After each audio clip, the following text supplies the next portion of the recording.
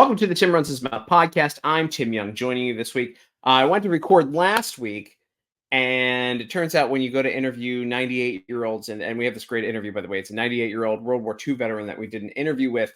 They didn't have internet. And so 98-year-olds apparently don't need the internet. God bless them. So we will have that for you. It's going to take a little bit more editing to get to you. But before that, I want to thank my sponsor, cigarsdirect.com. Hold on, let's go ahead and pull this up. It's their 25th anniversary at cigarsdirect.com, and I have them here. They have a limited edition cigar over there right now, the EP Carrillo Pledge Ellie Figurado. I think I said that all right. For their 25th anniversary, you're going to want to get a piece of that and all the other things that you need from cigarsdirect.com. They have humidors, they have cutters, they have everything you could possibly want. It's the holiday season. I would get your order in now. You can't go wrong with cigarsdirect.com, a great organization, a great company. And of course, I've got a new hat on today in case you guys are watching the video instead of listening to the audio. That new hat is brought to you by all the boys. I have all of their cigars here, Nomad and Ezra Zion. I got my Ezra Zion hat on. I've got my gregarious grump shirt on too here. I am basically a walking billboard. Gregarious Grump is from my friends in Houston. They run, was it Gulf Coast Distilling? Gulf Coast Distilling. They don't sponsor the show. Maybe one day they will, but they don't sponsor the show yet. They're just one of my favorite juices and great people that run that company. On top of Ezra Zion cigars. So boom, go get your stuff. They have limited edition cigars there. I have a lot of them. We'll just put it that way. When I'm not ordering from cigarsdirect.com, I'm getting my stuff from Ezra Zion and Nomad. So all of those people, great people. If you want to sponsor the show, you can reach out. Tim@timyoung.com is the way to do it. That being said, let's get into the news of the day. There's so much going on. Mainly that Disney is completely failing. And I want to talk about this and why they're failing. Let's get these articles pulled up. Where I know how to do this, by the way. Some people, they don't know how to. Here we go. Stop screen. We're going to share the screen. You have to see the story. Disney's bad box office streak continues. I don't give a shit about subscribing to this website. Disney's bleak box office streak. Wish is the latest crack in the studio's once invincible armor. So here's the deal. This story came out, by the way, in case you're wondering, the diverse female is the hero and the white guy is the bad guy in these films. It's all the same story over and over and over again. They only made $31.7 million over the 5-day holiday weekend for Thanksgiving. Now, they have dominated the Thanksgiving holidays. They've had Moana was a big hit. I'm trying to think all their other hits that they've had. Blah, blah, blah. Listen, I'm not a cartoon guy. I used to be like a Disney person. Like when I was younger, like when I was a kid. Remember the streak that Disney had for a while? If you're my age, and I'm young 40s, we'll put it that way. When I grew up, we had Aladdin, we had Lion King, we had, what else was there? The original Little Mermaid. There's another one.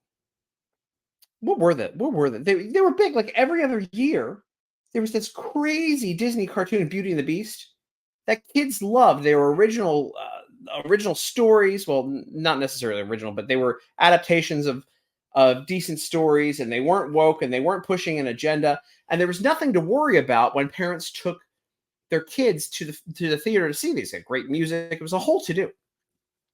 And they had a good streak going. I mean, these are like all the Disney princesses came out of it. And look, I'm not a princess person, obviously, unless you talk about my fiance.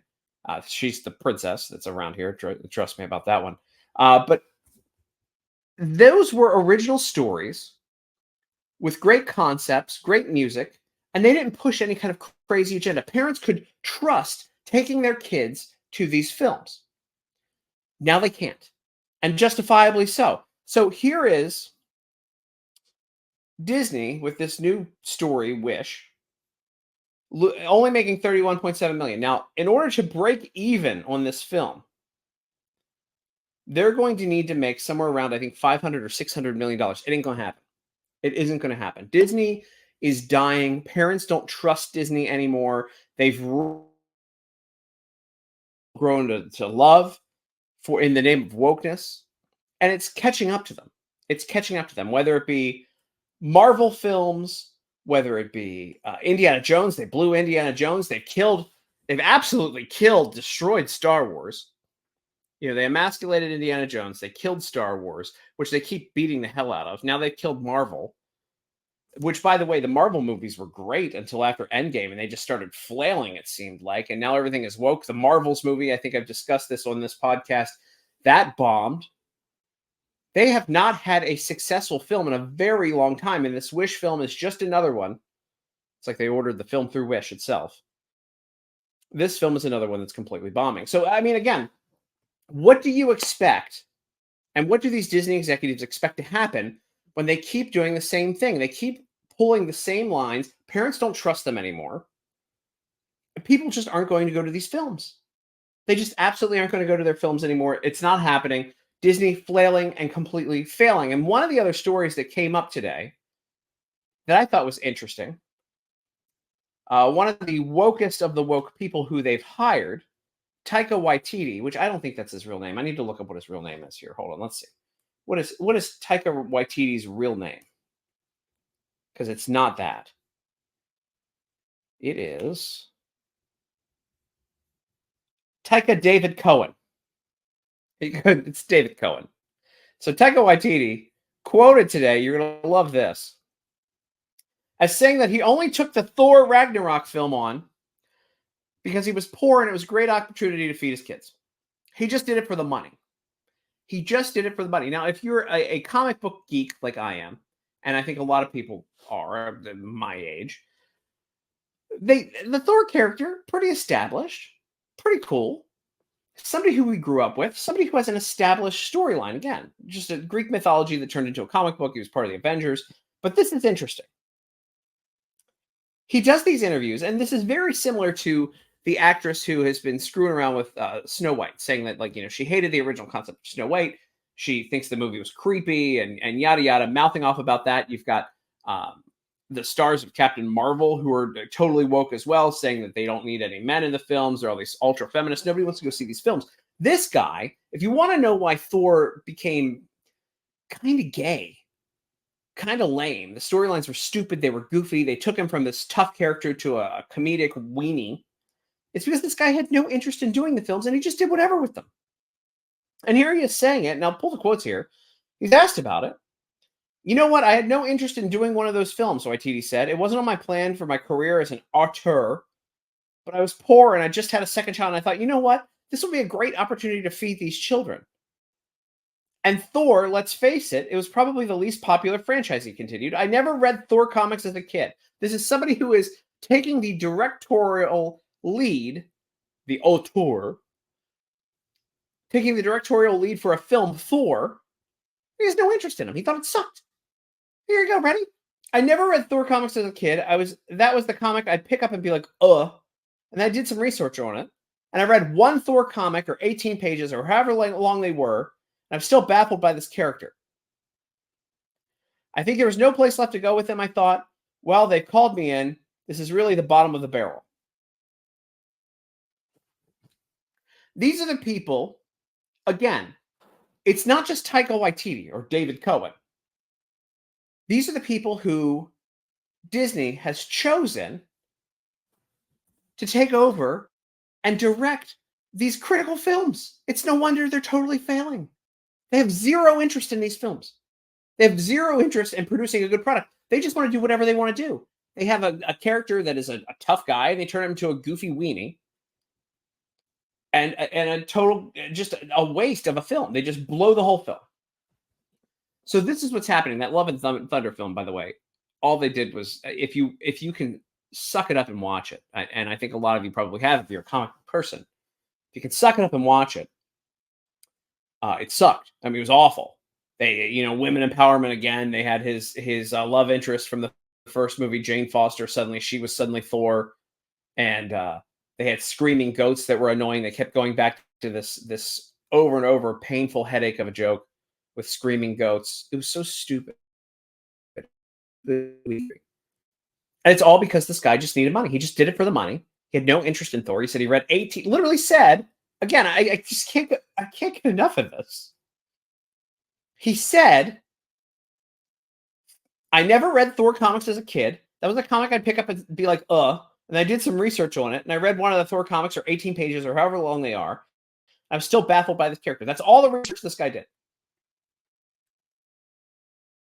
And they ruined the character. Now, this is exactly what's happening with basically every Disney franchise and all these major characters.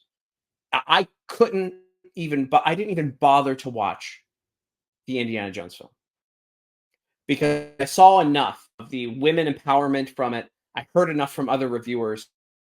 I mean, and it was totally panned, by the way. It was totally just tanked by reviewers.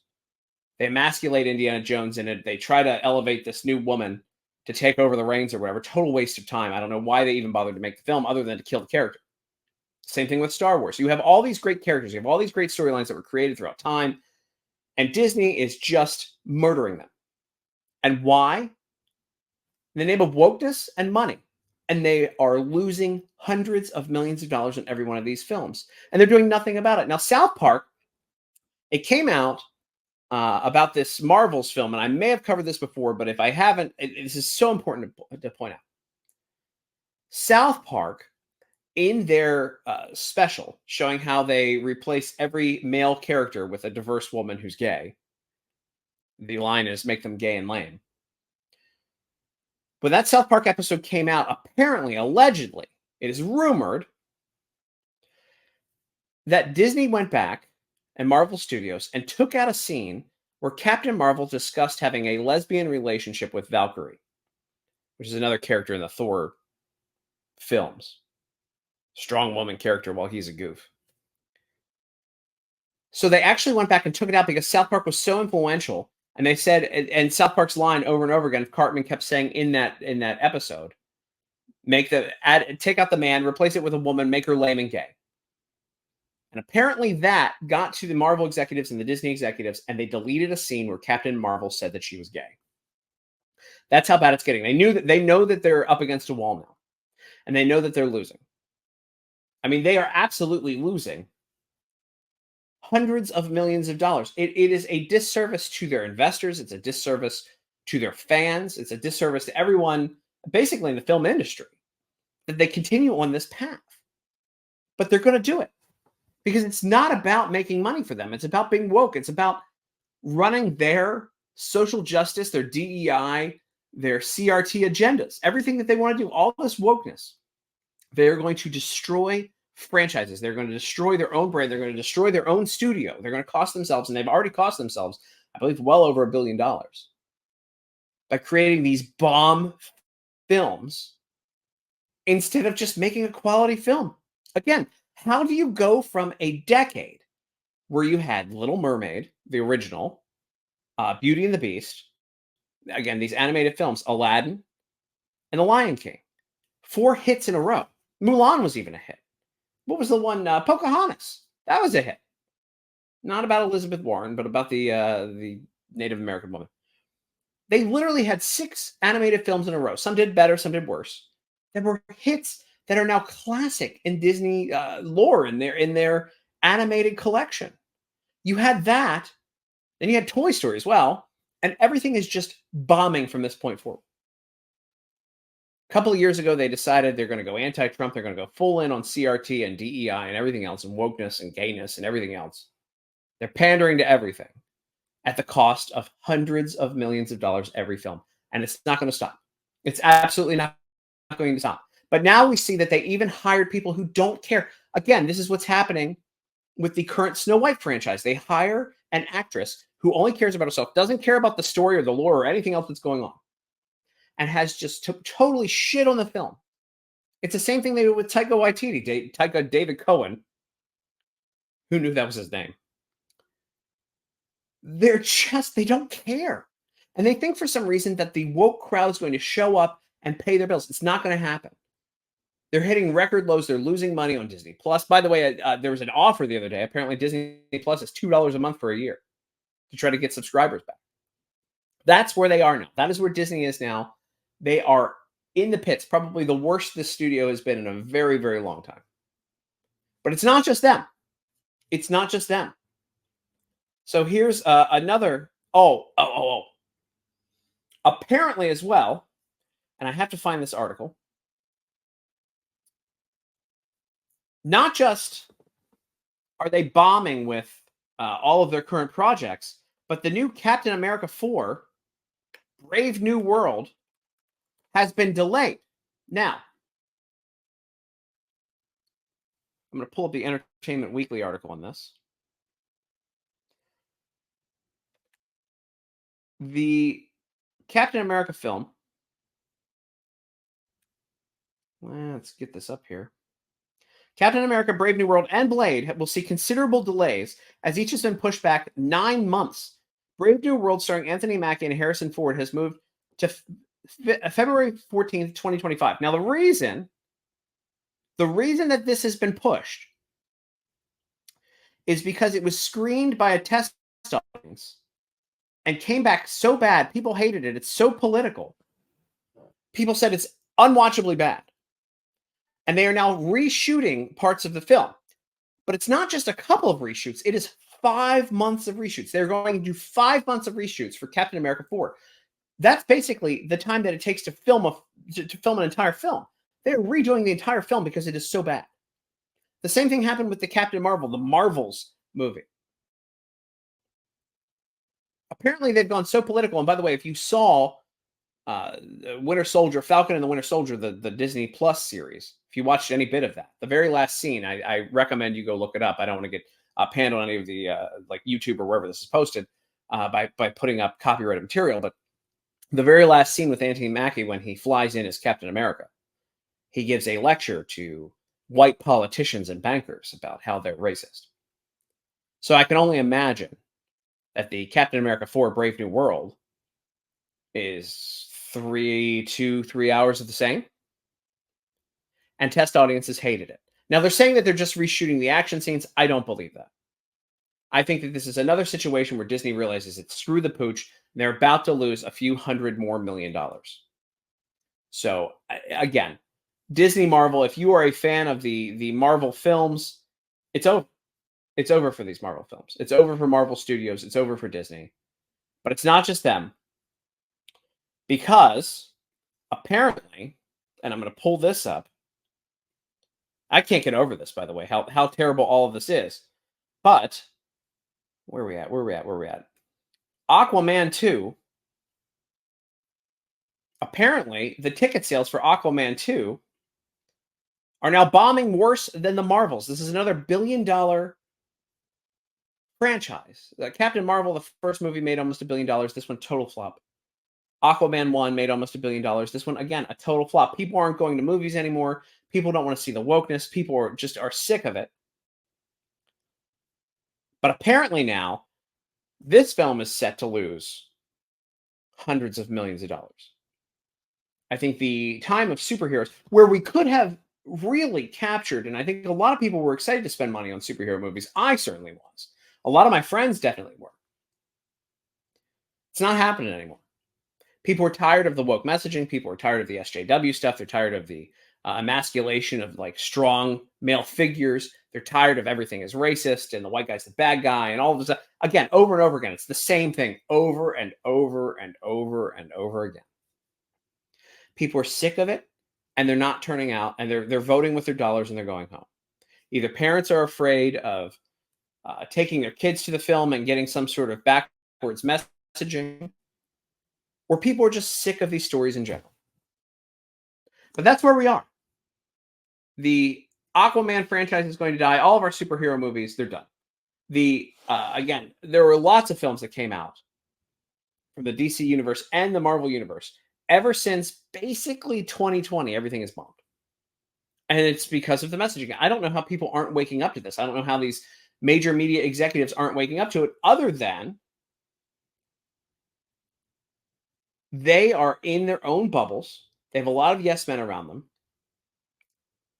And they aren't able to see what the real public is looking at. Even though they're doing test audiences, even though they're doing reshoots, even though they're looking at these numbers, they are not willing to listen to what audiences are actually popping for and what they're giving their money to. And they're just going to keep forcing through this wokeness. It's just not working. It's absolutely not working. And it's over. It really is. That being said, let's move on to a few other items here. I want to talk about politics. That's what we're here to talk about a lot of the times. I have to show you and we're just going to pull it up on my Twitter. Where are we at here? First of all, the Washington Post, and I should get that here. According to The Hill, the Washington Post is going to have to lay off 240 people. They are bracing for layoffs. Apparently, no one's tuning in to the Washington Post either, whether it be online, whether it be their paper. Nobody's getting newspapers anymore. They've already paid off 120 people. They got them to leave early. They got their payoff, and now they're looking to get rid of another 100 and here it goes, 120 voluntary buyouts. They're looking to cut another 120. Now, all this means is people are getting their money, and then they'll join the Biden administration or some sort of liberal think tank. That's where they always go, by the way. Nobody ever leaves a Washington Post or a liberal publication and goes to like a conservative outlet. No. They always leave there, and they always end up at a Biden administration job or some sort of even more liberal thing like a Media Matters situation. So again, these are just buyouts. These are just payoffs for these people to jump ship and go over to another publication. So get ready for that. You're going to have a lot more of these unbiased reporters jumping ship and going over to think tanks for liberals. Now, today I learned as well, and you guys are going to love this one. There's my DMs. Look at that. You can see my DMs. A report from the U.S. House Committee that is costing $451 billion to house and take care of all of the illegal immigrants that are coming into our country. $451 billion. Here's a report from Fox Today. Stuart, we have new numbers, a new report from the U.S. House Committee on Homeland Security Majority. They say the price tag per year is $451 billion. That is both for the housing and care of the asylum seekers as well as those known gotaways. Stuart, we have $451 billion is going towards illegal immigrants.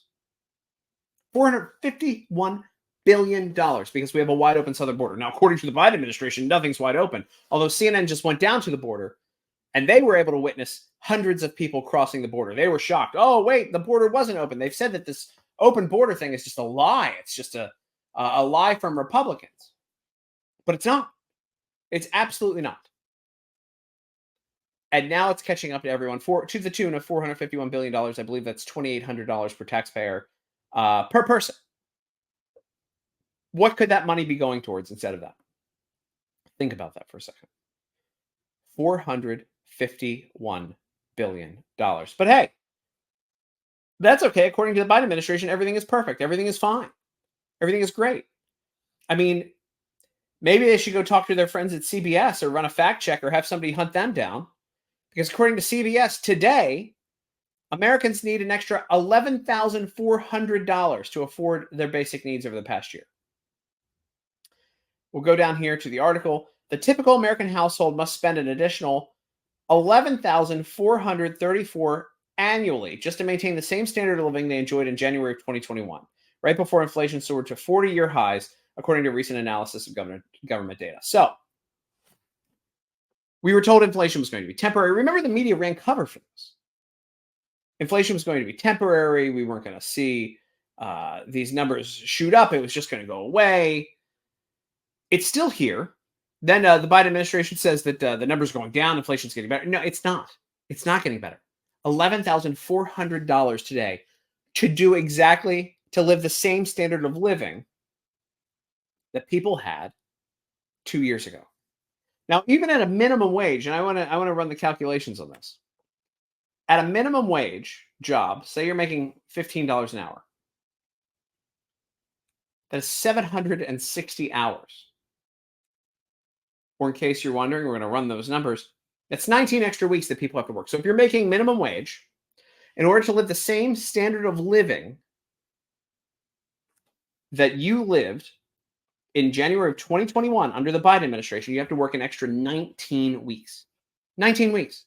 40 hours a week at $15 if you're making minimum wage. If your minimum wage is $15. A lot of people don't even make that.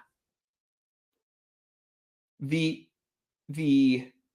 gap between the ultra rich and the poor in this country. We are putting more and more people into poverty because of Biden's failed policies. Inflation is, I mean, we'll fund other wars, obviously. So we're going to fund the Ukraine war. We're throwing money at every war around the world. We're giving our oil reserves to China and everybody else. We're selling it for pennies. And now Americans, average Americans who make $15 an hour, have to work an extra 19 weeks at 40 hours a week in order to live the same standard of life that they lived in January 2021. America is going to hell under Biden. But that's okay. He's got it all pulled together, right? You got to see this. We are on fire here. I have to show you. I'm pulling up these videos, by the way.